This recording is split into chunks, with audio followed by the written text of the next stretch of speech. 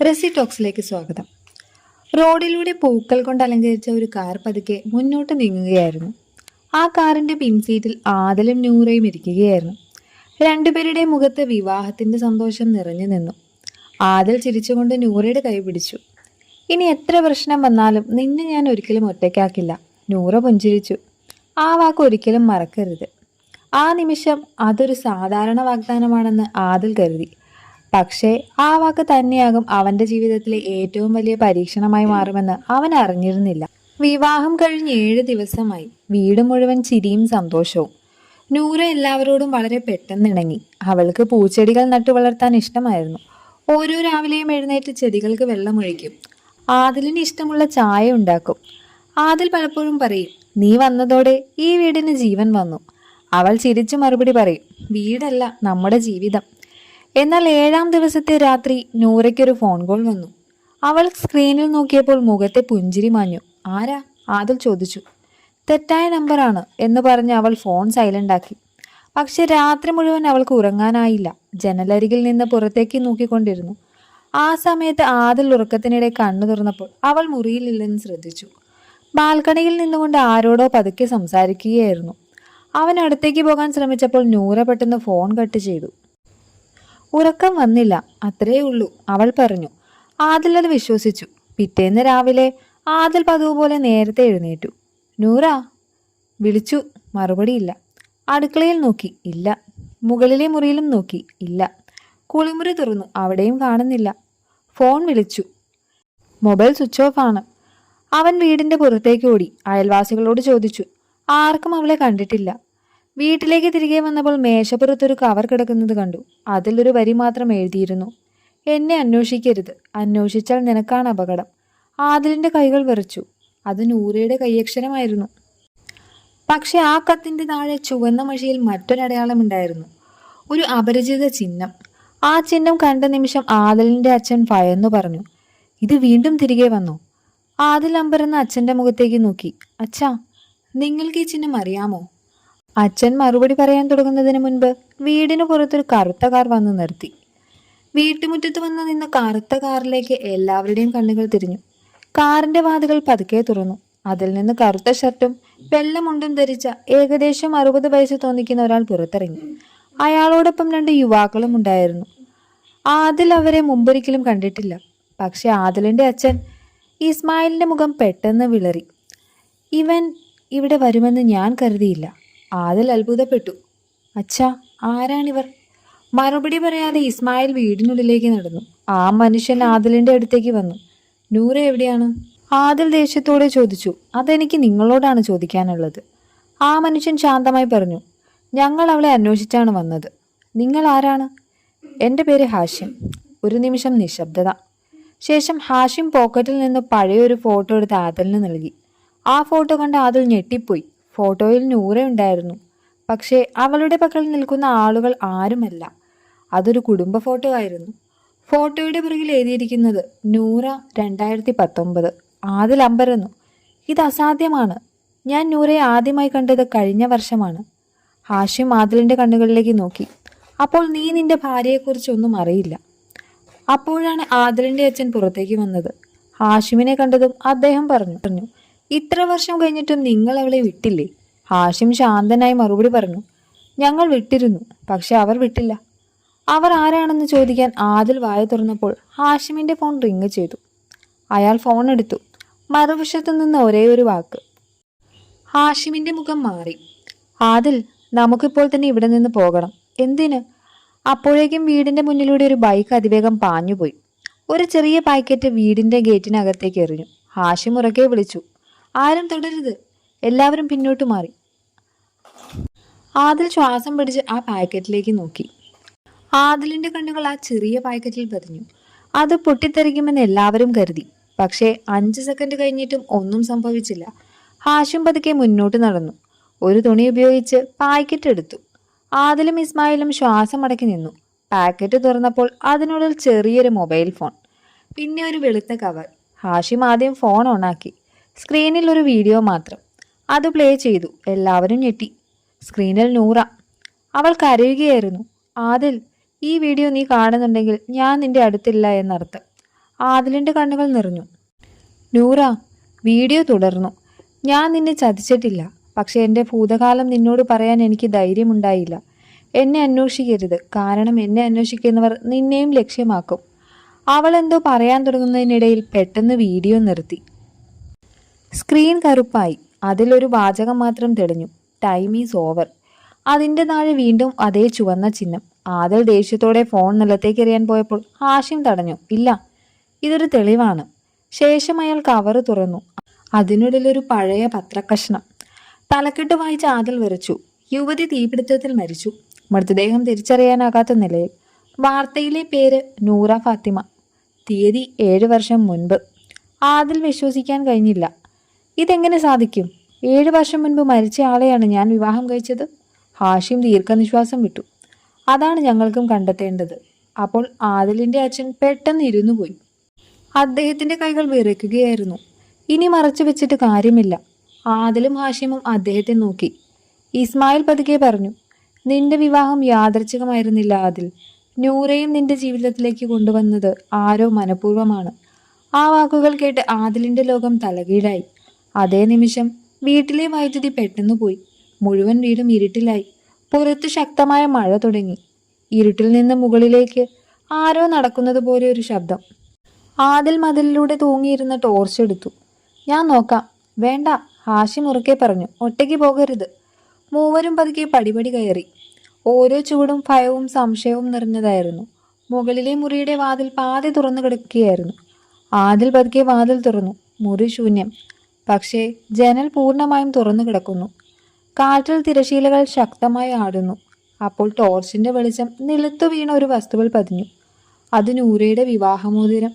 ആദിൽ അതെടുത്തു. അതിനിടയിൽ ഒരു ചെറിയ പേപ്പർ. അവൻ തുറന്നു നോക്കി. അതിൽ എഴുതിയിരിക്കുന്നത്: സത്യമറിയണമെങ്കിൽ ഇന്ന് തന്നെ രാത്രി 11 മണിക്ക് പഴയ റെയിൽവേ സ്റ്റേഷനിൽ വരിക. പോലീസിനെ അറിയിച്ചാൽ അവളെ ജീവനോടെ കാണില്ല. ആദിൽ കോപത്തോടെ പേപ്പർ മുറുകി പിടിച്ചു. ഞാൻ പോകും, ഹാഷിം ഉടൻ പറഞ്ഞു. ഇതാണ് അവർ ആഗ്രഹിക്കുന്നത്. ഇതൊരു കെണിയാകാം.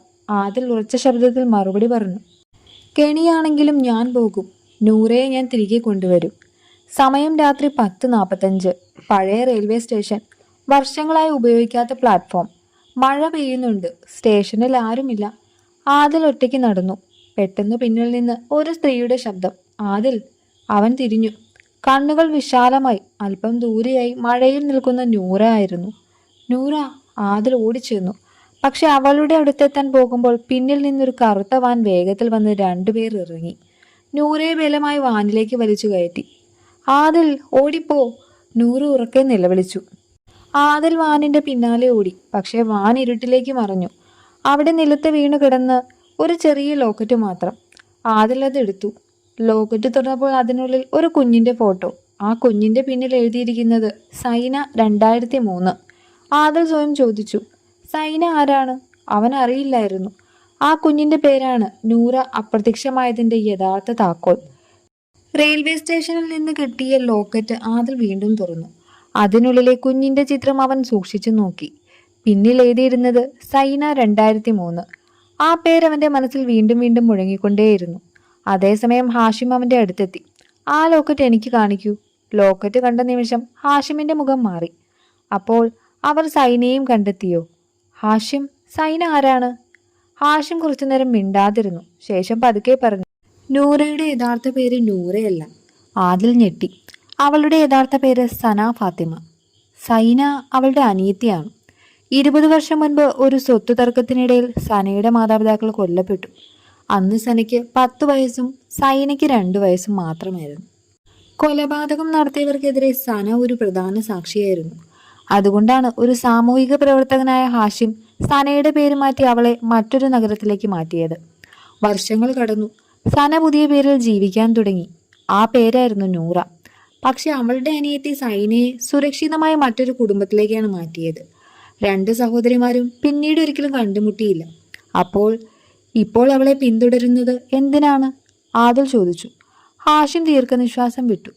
കാരണം പഴയ കേസിൽ യഥാർത്ഥ കുറ്റവാളി ജയിലിൽ നിന്ന് 3 മാസം മുൻപ് പുറത്തിറങ്ങി. അവൻ ആദ്യം അന്വേഷിച്ചത് നൂറയെ ആയിരുന്നു. ആദിലിന്റെ കൈകൾ വിറച്ചു. അപ്പോൾ എന്നെ വിവാഹം കഴിച്ചതും?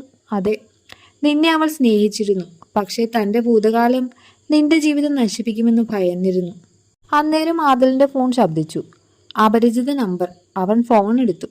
മറുവശത്ത് നൂറയുടെ ശബ്ദം, കരച്ചിലോടെ. ആദിൽ, എന്നെ അന്വേഷിക്കരുത്.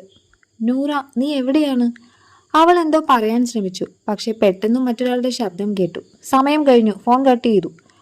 5 സെക്കൻഡിനകം ആദിലിന്റെ ഫോണിലേക്ക് ഒരു മെസ്സേജ് വന്നു. ഒരു ലൊക്കേഷൻ. അതിന് താഴെ ഒരു വരി മാത്രം. ഒറ്റയ്ക്ക് വന്നാൽ മാത്രം നിന്റെ ഭാര്യ ജീവനോടെ തിരികെ വരും. ആദിൽ ആ ലൊക്കേഷനിലേക്ക് നോക്കി.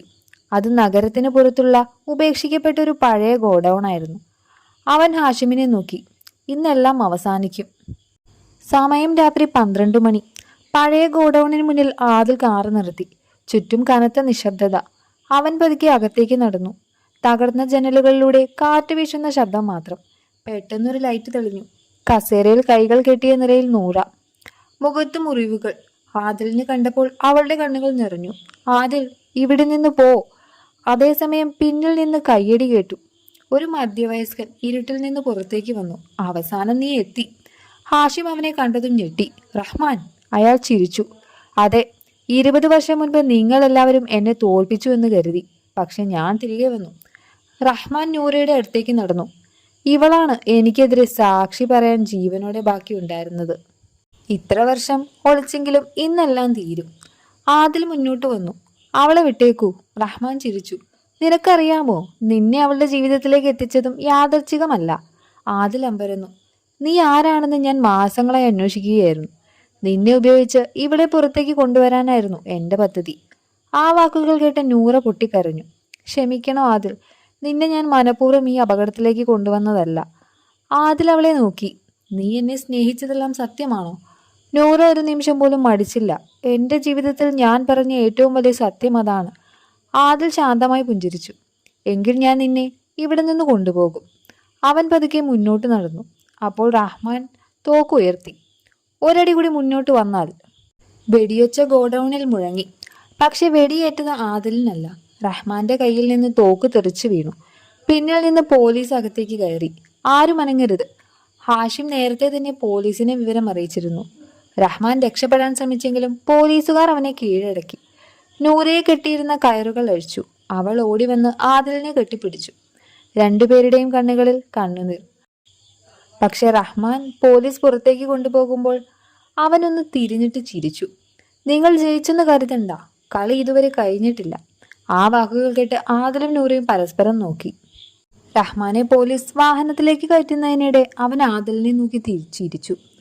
നീ ജയിച്ചെന്ന് വിചാരിക്കണ്ട. നിന്റെ ഭാര്യയുടെ ജീവിതത്തിലെ ഏറ്റവും വലിയ രഹസ്യം അവൾ നിന്നോട് പറഞ്ഞിട്ടില്ല. ആദിൽ നൂറയെ നോക്കി. നൂറ തല കുനിച്ചു. ആ രാത്രിയിൽ എല്ലാവരും ഹാഷിമിന്റെ വീട്ടിലെത്തി. നിശബ്ദത നീണ്ടു നിന്നു. അവസാനം നൂറ സംസാരിച്ചു. ആദിൽ, ഞാൻ നിന്നെ സ്നേഹിച്ചതിൽ ഒരു കള്ളവുമില്ല. പക്ഷെ എൻ്റെ ഭൂതകാലം പറഞ്ഞാൽ നീ എന്നെ വിട്ടുപോകുമെന്ന് ഞാൻ ഭയന്നു. ആദിൽ അവളുടെ കൈ പിടിച്ചു. ഇനി ഒന്നും മറച്ചു വെക്കരുത്. നൂറ കണ്ണീരോടെ തല കുലുക്കി. 20 വർഷം മുൻപ് എൻ്റെ മാതാപിതാക്കളെ കൊന്നത് സ്വത്തിനു വേണ്ടി മാത്രമല്ല. അവർ ഒരു വലിയ സാമ്പത്തിക തട്ടിപ്പിന്റെ തെളിവുകൾ ശേഖരിച്ചിരുന്നു. റഹ്മാനും അവന്റെ കൂട്ടരും അതിൽ ഉൾപ്പെട്ടിരുന്നു. ആ ദിവസം ഞാനെല്ലാം കണ്ടു. അതുകൊണ്ടാണ് അവർ എന്നെയും കൊല്ലാൻ ശ്രമിച്ചത്. എന്നെ രക്ഷിച്ചത് ഹാഷിം അങ്കിളാണ്. ഹാഷിം തുടർന്നു. സൈനയെ വേറെ കുടുംബത്തിലേക്ക് മാറ്റിയത് അവളുടെ സുരക്ഷയ്ക്കായി. നിങ്ങൾ രണ്ടുപേരും ഒരുമിച്ചുണ്ടായിരുന്നെങ്കിൽ നിങ്ങളെ കണ്ടെത്താൻ അവർക്ക് എളുപ്പമായേനെ. ആദിൽ പതുക്കെ ചോദിച്ചു. അപ്പോൾ സൈന ഇപ്പോൾ എവിടെയാണ്? ഹാഷിം പുഞ്ചിരിച്ചു. അവൾ ജീവനോടെയുണ്ട്. ആ വാക്ക് കേട്ട് നൂറ പൊട്ടിക്കരഞ്ഞു. ഞാൻ ഇത്രയും വർഷം അവൾ മരിച്ചെന്നാണ് കരുതിയത്. അപ്പോഴാണ് ഹാഷിമിന്റെ ഫോൺ ശബ്ദിച്ചത്. അയാൾ ഫോൺ എടുത്തു. മറുവശത്തൊരു സ്ത്രീയുടെ ശബ്ദം. അങ്കിൾ. പോലീസിനെ സമീപിച്ചു.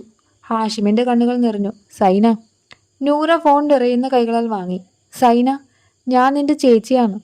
മറുവശത്ത് കുറച്ച് നിശബ്ദത. പിന്നെ ഒരു കരച്ചിൽ. ചേച്ചി, നീ ജീവനോടെ ഉണ്ടോ?